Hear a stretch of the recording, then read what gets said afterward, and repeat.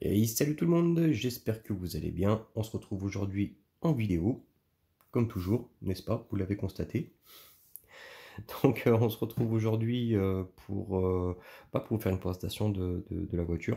Ça a déjà été fait sur la chaîne. Il y a d'autres chaînes qui sont en train de s'en occuper. D'ailleurs, je crois que c'est hier ou aujourd'hui, Mani en a rentré une.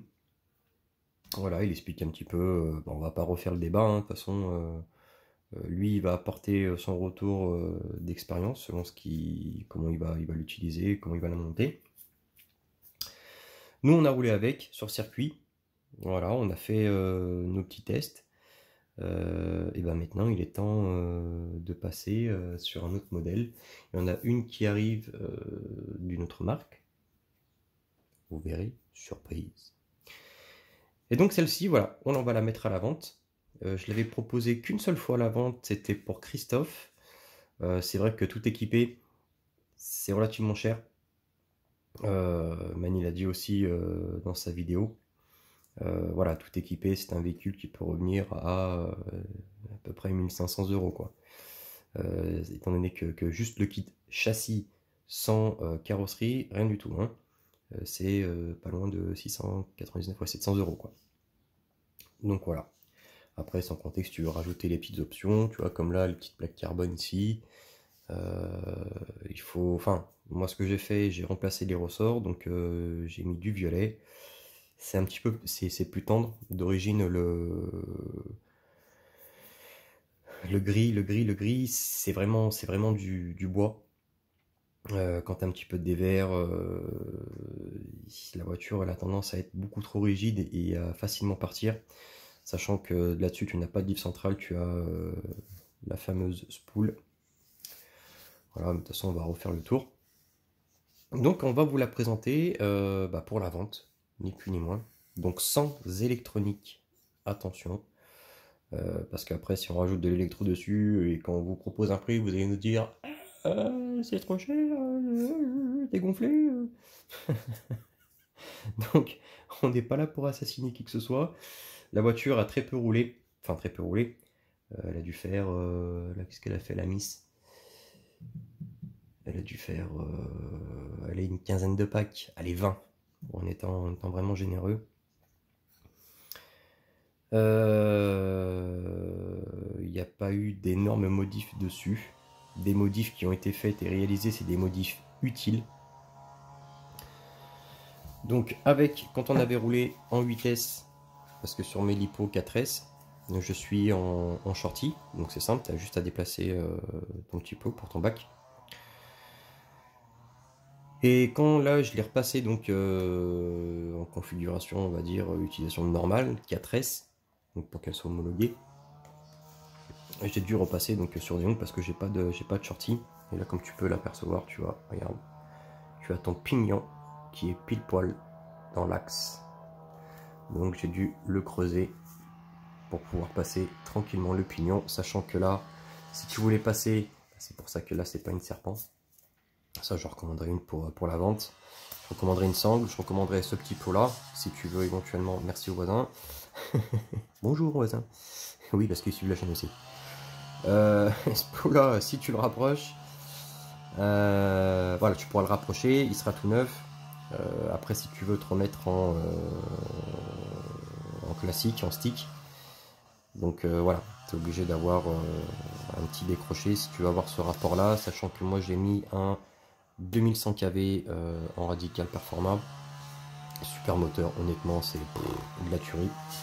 Gros avantage sur ces moteurs là aussi, je sais pas si tu vas voir, non, tu verras pas au contre-jour. Tu as une prise sensor derrière et une au-dessus, donc ça te laisse le choix. Sachant que ce moteur là c'est un 69 de long, tu as la place quand même éventuellement pour passer derrière. Mais voilà, on a fait tranquille, on est passé par-dessus. Le 74 passe. Tout dépend lesquels. Il y en a où tu vois, là tu as un petit surplus du sensor, le plastique, donc qui ressort un poil. On va essayer. Non, j'ai pas la lumière, tant pis. On va essayer de faire comme ça. Ah non, ça passe pas. Bref, donc voilà, ça dépasse allez, on va dire 2 mm. Voilà, sur un 74, quand tu as ces 2 mm de plastique, et ben, ils viennent toucher ici. Donc ça à faire attention. Vraiment, si tu veux être tranquille sur ce genre de voiture, voilà, c'est un 68, 69 max. Au moins, t'as pas de soucis. Bien sûr, si tu veux le sensor. Sans sensor, tu peux. On a d'autres modifs que j'ai effectués dessus, c'est au niveau du cardan. Donc je sais pas si tu peux voir à l'intérieur, j'ai mis un petit ressort parce que d'origine tu as les cardans qui se baladent et ça fait un bruit de ouf. Là. Voilà, il se remet toujours en position. Donc c'est juste ni plus ni moins des petits ressorts de Pancar X10. C'est les ressorts du pod arrière. Voilà, que j'ai mis là-dessus. Les retours niveau pignonnerie qui est à l'air libre comme ça. Alors je sais, ça fait relativement polémique. Peur d'abîmer quelque chose. Honnêtement, j'ai vraiment poussé le test au maximum, c'est-à-dire, bon, j'ai pas fait n'importe quoi avec la voiture bien sûr, mais j'ai laissé ouvert, voilà, vraiment pour voir s'il y avait des soucis de petites choses qui allaient s'incruster dedans ou autre, voilà. Bah écoutez, non, pas de problème. Si après par mesure de sécurité tu veux rajouter un petit cache, tu peux le faire, c'est sûr. Mais honnêtement, j'ai vraiment pas eu de problème, sachant que les pneus Rally Game, ça te fait des bouloches sur la piste, c'est vraiment énormissime. Donc voilà. Alors rien qui est passé dedans, on n'a pas eu de problème. Au tout début de la présentation de ce véhicule, j'ai eu un regard critique par rapport au démontage rapide du diff arrière. Étant donné que t'as pas diff centre, lui je l'ai ramolli vraiment au maximum parce qu'elle est beaucoup trop joueuse et quand tu vas aller chercher le chrono, ben enfin pour ma main ça a été difficile. Je sais qu'on a notre pilote international Michael Derderian, il m'a souligné lui aussi quand il a essayé parce que c'est, on va dire, je m'en sers comme pilote test. Chut, chut. Donc quand il a testé, il a été certes beaucoup plus régulier que moi, on n'a pas le même niveau, c'est un très grand pilote, et il a quand même avoué que ouais, elle était très très fine, elle était dure à piloter.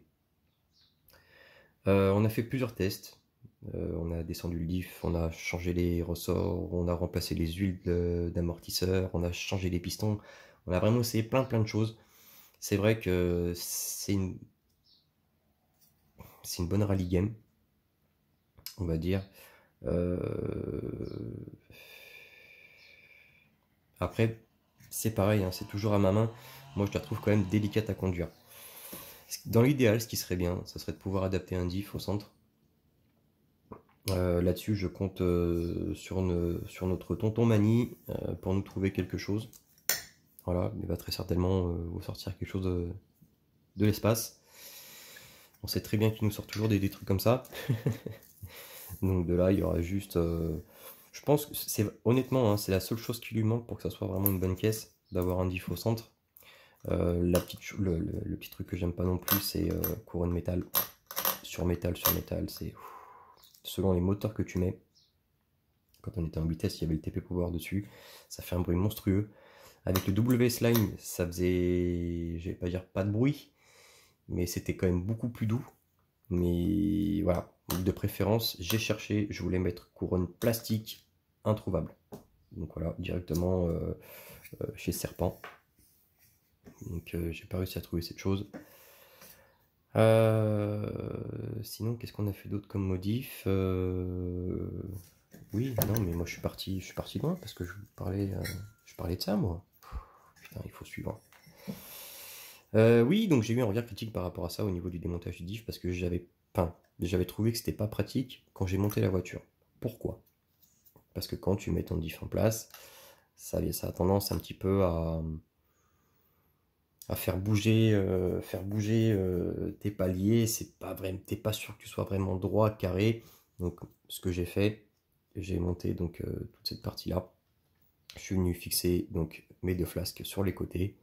J'ai posé l'ensemble et là au moins j'étais sûr que voilà, je n'allais pas avoir un décalage en serrant ici ou là, que ça allait se mettre de travers. Voilà, j'étais vraiment sûr d'être carré. Après, ceci dit, je le dis, il n'y a que les cons qui changent pas d'avis, comme on dit. J'ai pris, quand j'ai fait mes différents tests de dureté d'huile, je l'ai essayé, ce petit truc de démontage rapide, et bon, honnêtement, ça le fait. Ça le fait. J'ai été critique par rapport à ça, mais l'essayant sur la piste, honnêtement, bah, ça va super bien. Voilà. Tu as tes deux petites vis là de 1,5 à démonter pour libérer ta. Enfin, même pas, c'est juste desserrer, pas démonter, desserrer pour libérer ta barre anti-roulis. Tu viens défaire tes deux vis là. Tu as ton chapeau qui s'enlève. Et après, bah, tu as juste un petit peu à tirer sur ton diff de chaque côté. Des fois, c'est vrai qu'il reste bloqué. Le plus simple, c'est que tu mets pas des coups, hein. Attention, hein, tu bouges comme ça sur tes cardans tout en poussant vers toi. Ça va petit à petit te le faire sortir. Bien sûr, soit en appuyant en bas, généralement c'est en bas parce que tu vois, c'est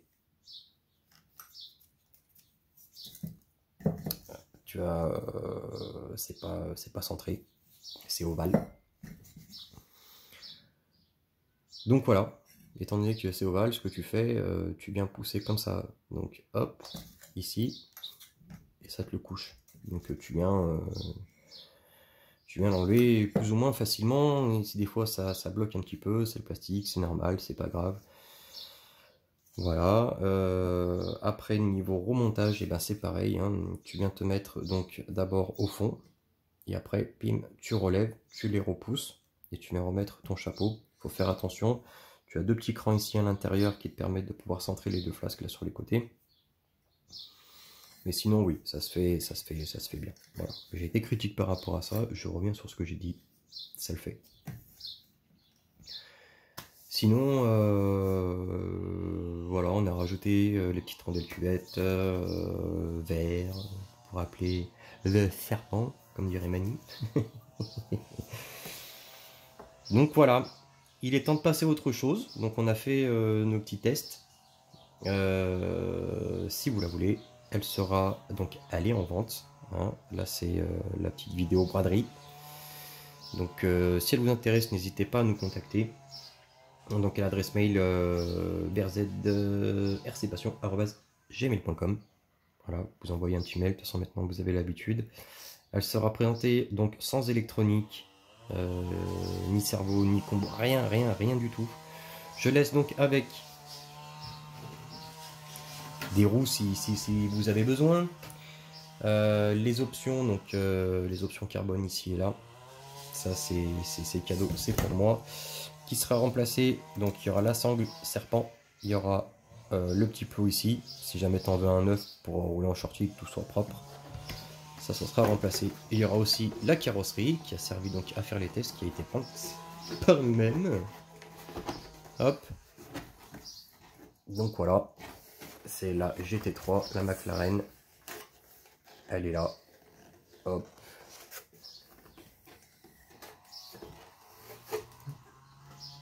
Yes.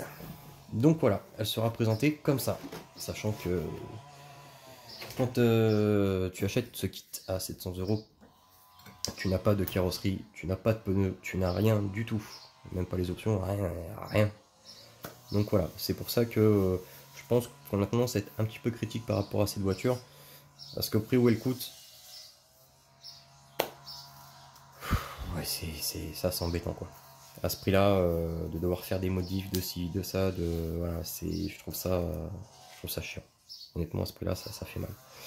Donc vous avez l'avantage que, bon, elle est encore quasiment toute neuve. Vous avez l'avantage que vous n'allez pas la payer 700 €, beaucoup moins cher. Donc voilà, vous avez une petite GT, une Serpent SRX 8 GT, donc en châssis court. C'est le 300, mon dieu, c'est le 325, 330. Voilà, elle vous est présentée. Donc juste, on va quand même bien noter et vous faire voir que je vois au niveau des noix, il n'y a pas de traces. On est bien. Ok, là c'est pareil. Au niveau des diffs, elle n'a pas été malmenée. Est-ce que ça se voit? La mise au point? Oui, non, ça n'a pas envie, c'est super.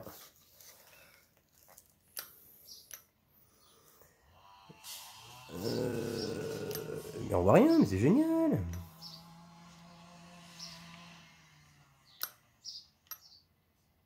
Donc voilà, tout est nickel. Devant, c'est pareil. Hop. Donc voilà. Donc voici, les amis, si toutefois elle vous intéresse, elle est disponible dès que elle aura trouvé un nouveau propriétaire. L'électronique sera démontée. De toute façon, non, je ne vendrai pas d'électronique. C'est même pas la peine de demander les mecs, on se casse pas la tête. Je ne fournis plus d'électronique pour le moment, parce que c'est vrai que je me suis bien dépouillé niveau électro. Il me reste plus grand chose, donc voilà. C'est juste kit, châssis, seul, uniquement, avec carrosserie, pneus si vous voulez, je vous fais un cadeau, les 4 pneus. Donc voilà. Au niveau du prix, bah écoutez, n'hésitez pas à nous contacter. Hein. Donc brzrcpassion@gmail.com. Vous envoyez un petit mail, on vous donne le prix en MP. Et comme ça, il n'y a pas de souci. Qu'est-ce qu'on pourrait rajouter éventuellement? Eh ben je sais pas. Je sais pas, je ne vois pas. J'ai oublié quelque chose, j'en suis sûr et certain, mais je me rappelle pas. Bon, bah c'est pas grave, on verra plus tard, hein, on va les retourner peindre. Donc voilà les mecs, n'hésitez surtout pas, n'hésite pas aussi à t'abonner si t'es pas abonné à la chaîne, et d'aller voir tous les copains, RC Mumuse, mon associé, vous avez RC Balade, vous avez Ion RC, vous avez Mani RC Garage 68, vous avez Romano Test, vous avez vraiment tout le monde, on est une grande communauté, n'hésitez pas à aller voir. Voilà, hein, donner un petit peu de force, t'abonner si t'as envie, si t'as pas envie, bah tu le fais pas. Tu fais comme tu veux. Voilà. Sur ce, on va se laisser sur cette note très sympathique et très positive. Je vous fais une bise et je vous dis à bientôt. Ciao ciao. Putain, je pète un plomb.